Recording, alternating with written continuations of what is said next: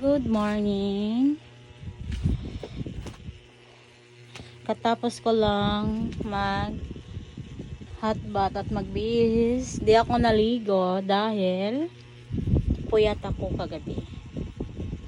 So, buhok at saka ulo lang yung hindi ko binasa, no. Of course, lahat ng katawan ko binasa ko.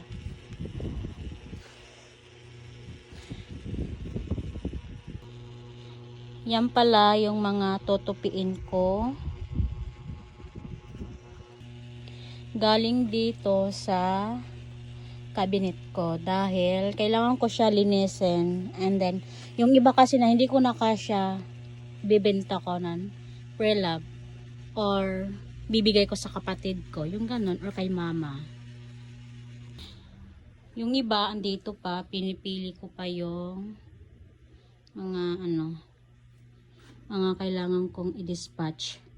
Pasensya na sa mga hugasin dyan kasi kakakain lang ng mga pamangkin ko tsaka kapatid ko.